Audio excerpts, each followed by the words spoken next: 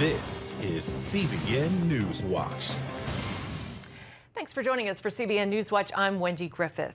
Well, Canada is the latest country to approve the Pfizer COVID-19 vaccine, with the first vaccinations expected there next week. Here in the U.S., FDA approval for the same vaccine is expected this week. Caitlin Burke reports there's also concern about allergic reactions and side effects.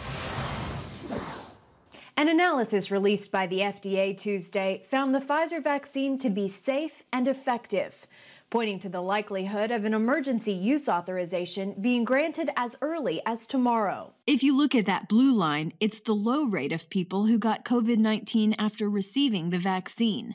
The red line represents those on the placebo who were infected. The UK launched its first round of vaccinations Tuesday. Since then, there have been 2 reports of allergic reactions. British regulators are looking into it, but experts stress there remains a very small chance of a severe reaction. As the U.S. gets closer to its own vaccine launch, trial participants are beginning to speak out about their experiences. If your fear is the needle itself, that's the least of our worries, because it's much worse to get COVID.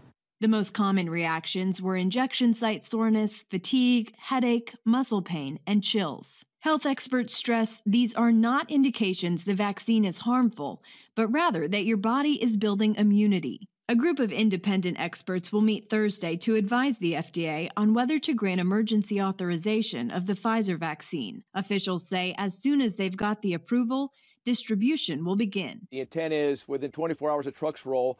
And then overnight, basically overnight, within 48 hours, the vaccines have arrived at the locations that they've been designated by the jurisdictions, and the administration of the vaccine can occur immediately afterward. Health officials say that even after vaccine distribution begins, people will still need to social distance and wear masks, likely until spring. Caitlin Burke, CBN News. Thanks, Caitlin. CBN's medical reporter Lori Johnson joins us now to discuss the vaccine. Lori, let's talk about some of these side effects. First, the allergic reactions. Do we know that they are actually caused by the vaccine itself? No, it's possible the allergic reactions were incidental and not something triggered by the vaccine. Britain's health department is investigating these 2 incidents, and we'll know the answer soon enough. Until that's determined, people who typically have a significant history of allergic reactions should not take the vaccine right now. These are people who carry EpiPens, for example. Both of these people who had the reaction are healthcare workers who got the vaccine yesterday, then today had a reaction. Both of these people do have severe allergies and do carry with them at all times the adrenaline auto-injector. Both are reportedly doing fine now. So the new guideline to people giving out the shots or taking them is people with a history of significant allergic reaction to a vaccine, medicine, or food, such as previous history of anaphylactoid reaction, should not get the vaccine until further notice, Wendy. All right, good advice. Well, so now let's talk about these other side effects. These are the ones that were already identified in the studies, right? That's right. These were identified by the test subjects. They are temporary side effects. That's important. They are temporary, but they are more severe than most flu shots, for example. I get the flu shot every year, Wendy, and I can't even feel it. And afterward, it's almost like nothing even happened. The COVID vaccine is more in line with the shingles vaccine, which I have also had.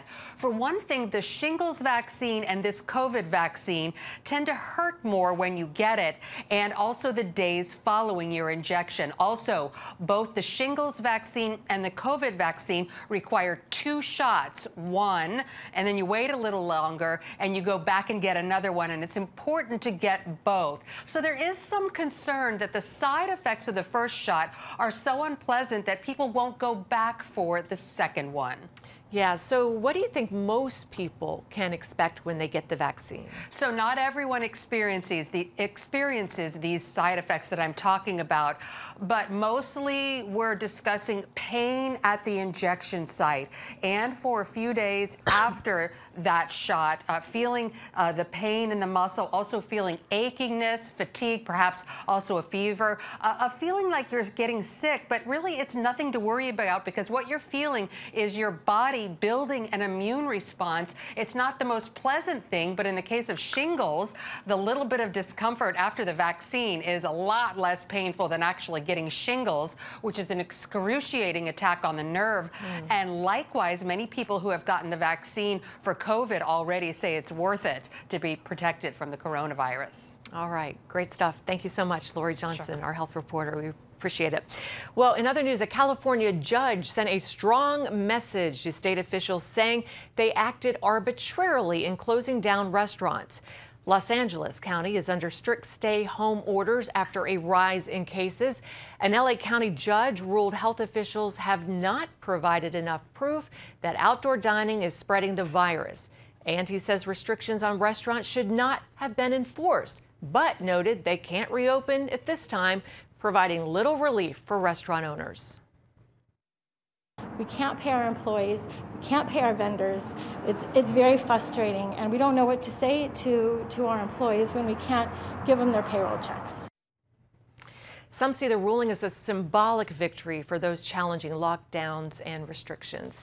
Well, support is growing for a Supreme Court challenge to invalidate election results in 4 battleground states that went for Joe Biden.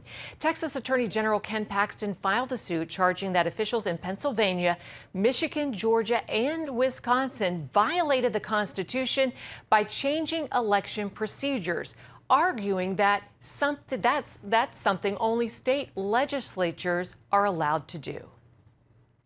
It is the responsibility of state legislatures, per the Constitution, to set the rules for election of electors. And in this case, those were overridden in the 4 states we're talking about, were overridden by other officials, whether they were judges or other governmental officials, and that's not the way our Constitution works. And that's the challenge we have in front of the court. Can this be overridden by people who are not responsible under the Constitution for doing this? Paxton is asking the court to prohibit those states from certifying electors or allowing them to participate in the Electoral College. Attorneys general in Missouri, Louisiana, Arkansas, and Alabama are voicing support and might join in the suit. While states can go directly to the Supreme Court in cases dealing with other states, at least one analyst says the Texas challenge is a long shot. This lawsuit filed by Texas is kind of the legal equivalent of a Hail Mary pass. They make some pretty good arguments in the lawsuit that they have filed, but I'm not sure that the U.S. Supreme Court will want to take up a case that could potentially change the outcome of elections in 4 states. Also on Tuesday, the Supreme Court refused to hear a case challenging Pennsylvania's law allowing mail-in ballots. Zach Smith with the Heritage Foundation joins us now with a closer look at this move by Texas and other states. Zach, welcome to Newswatch. Thank you so much for having me on. Well, as we just mentioned, some are calling this a Hail Mary effort, but others say Texas has a legitimate case and that this could be a game changer for President Trump. Your thoughts? I think characterizing it as a Hail Mary play is a fair characterization. And in large part, it's a fair characterization just because there are so many procedural hurdles that Texas faces before the court can even agree to hear the case. The other unique thing is that, as you mentioned, Texas filed this case directly with the Supreme Court. That's something that's not frequently done. A very, very small percentage of the Supreme Court's cases each year come to it in this way. And so, again, I think Texas is facing a very uphill battle procedurally before the justice can even hear the case. Well, Texas claims these 4 battleground states violated the Constitution and used the pandemic to allow election irregularities. Do you think the Supreme Court will see it that way? Well, again, before the Supreme Court can even answer those questions, address the merits of the case, first, Texas has to convince the court that it should hear the case. The court doesn't have to, and it can refuse to hear the case. And then even if Texas can convince the court to hear the case, they still have to face the issue of whether they have standing, essentially whether they are the proper party, the state of Texas, to raise these claims. And so I do think they are, again, facing a very uphill battle in this challenge before the Supreme Court. All right. Hate to put you on the spot, but if they do hear the case at the Supreme Court, what do you think could happen there?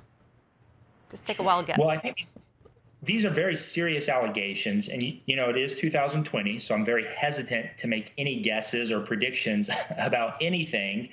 But, you know, certainly Texas is asking for very serious relief, potentially overturning the election results in these 4 states. And so, again, I think the Supreme Court is going to be very hesitant to take up this case, and certainly very hesitant to grant the relief that Texas is asking for.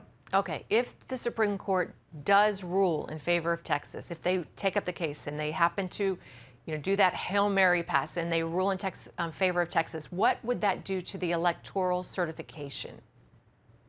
Well, basically, Texas is asking, if the states have not certified their electoral results yet, they're asking the Supreme Court to order those states to conduct a new election. And if the states have already certified their electoral results, they're asking the Supreme Court to order those states to have the state legislature appoint the electors, regardless of the election outcome. So it would certainly have a very dramatic impact, a very drastic impact, and frankly could overturn the results of the elections in these 4 states during this past election cycle. So it's a big ask, and one that I think the Supreme Court is very unlikely to grant.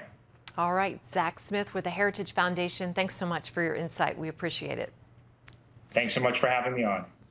In other news, Norway expands its transgender hate speech law to include private comments made in one's own home. Reuters reports Norway's parliament voted to expand its current law to include both private and public remarks against transgenders. Lawbreakers could get a fine or 1 to 3 years in jail. Opponents argue it criminalizes free speech. Carl Lentz, the former lead pastor of New York City's Hillsong Church, is reportedly in intensive therapy with his wife after he admitted to having an affair.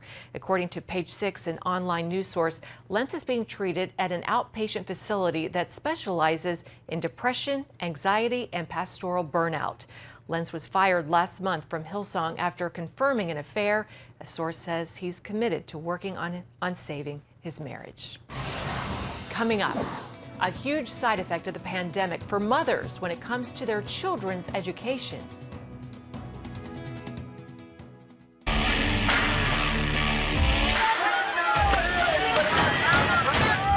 Having sex before you're married is a bad idea. Don't tell me there's no such thing as gun violence. That just depends on your definition of when life begins.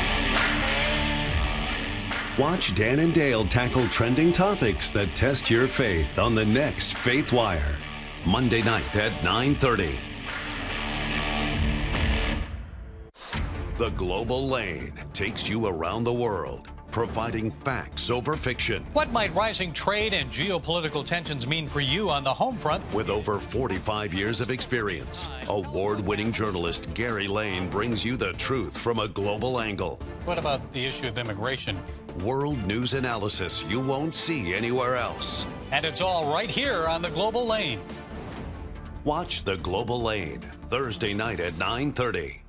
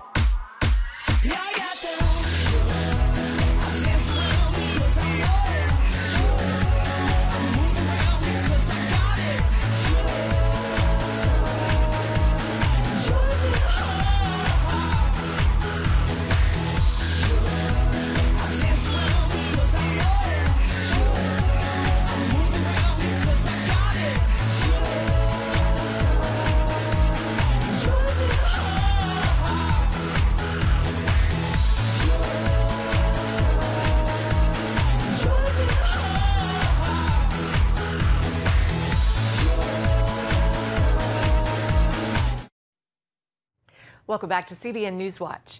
It's a dilemma many working moms are facing during the pandemic, choosing between their children or their careers. When school started in the fall, nearly 900,000 women left the workforce.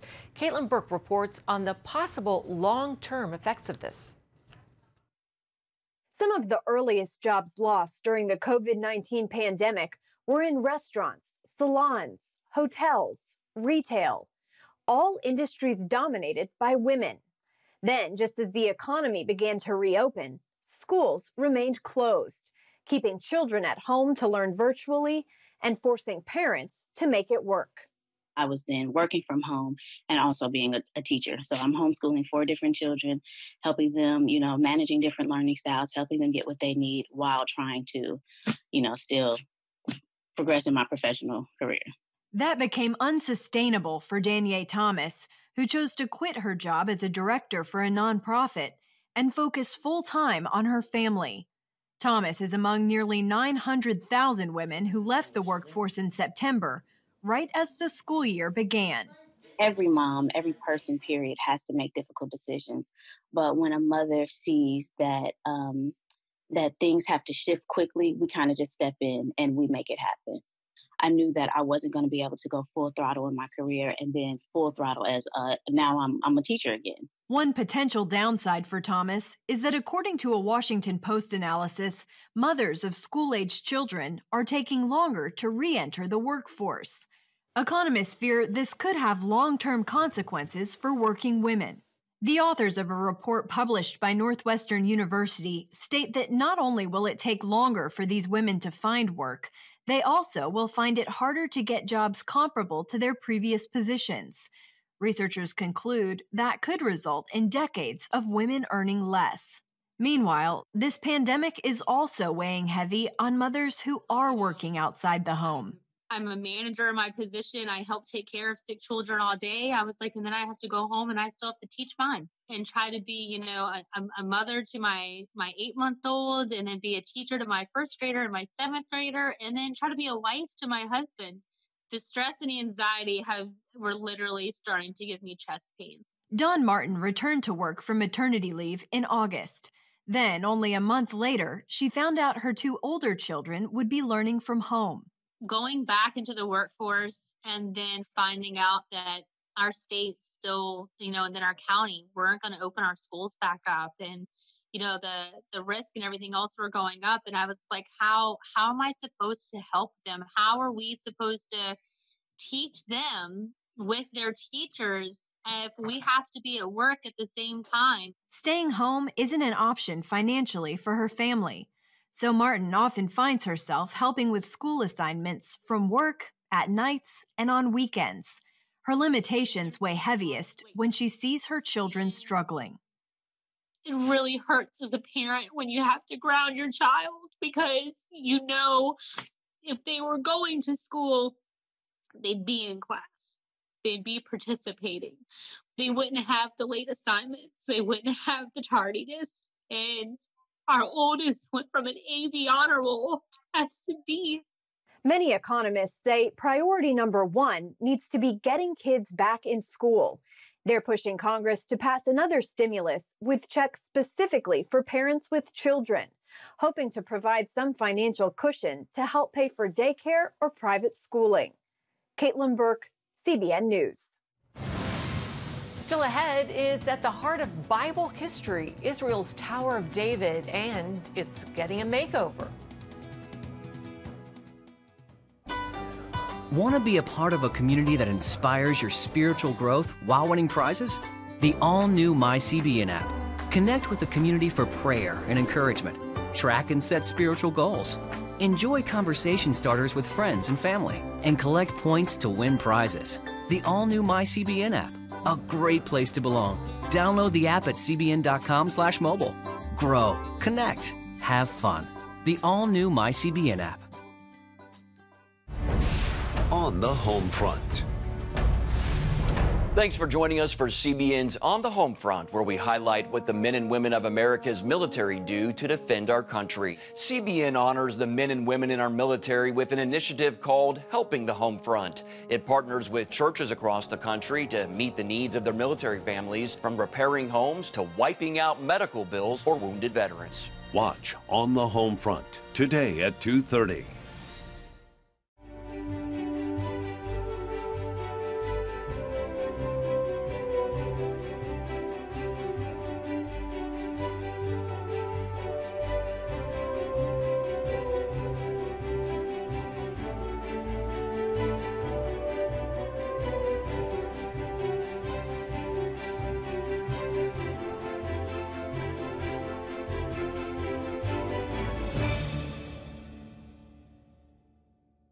Too often, we carry baggage from our past. You know what it's like. It affects everything and everyone in our lives. It's always there, weighing us down and keeping us from achieving true happiness.